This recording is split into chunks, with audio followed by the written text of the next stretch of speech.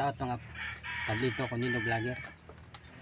Mayroon pa akong isisira inyo na isang halaman na pwedeng gamot. Ang tawag ba sa inyo ito? O ito ang bunga? Di ba ang tawag niyo kalamansi?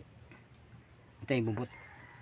Itong bubot na ito, kung kayo ay may ubo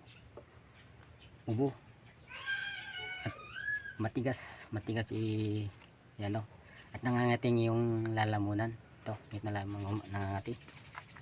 Simple lang ang gamot ito guys. Oh, paano gagawin? Ito lang ito. Halimbawa ako may ubo, masakit ang aking lalamunan, makati. Ito ang gamot. Hindi mo na kailangan balatan o ano. Ito lang guys, papakita ko sa inyo. Alay, may makati ang lalamunan ko at matigas ang aking ubo. Ako na lang gagawa. Halimbawa meron akong sakit sa ubo. Ito ang gagawin guys.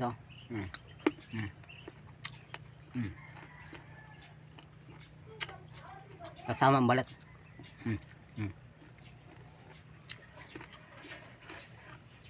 Kasama ang balat.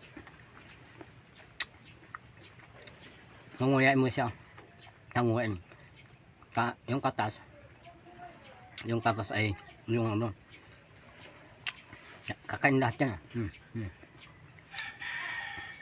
Pag makati ang lalamunan, unang kaano mo, kain. Nawala yan. Pandalo hanggat na meron pa rin makati. Mga isa-dalawang kainan mo lang ng ganito, magagaling na yung ubo mo. Yung kalat ng lalamunan. Mabisa pa ito guys, nagamot. Kalamansi. Bubot na kalamansi. Kakainin mo lang isa. Kakainin mo lang. Yun lang po. Yan po. Pag-share, pag-follow. Kung kayo may sakit ng ubo o kalat. Ito lang gagamitin mo. Bye bye. Salamat.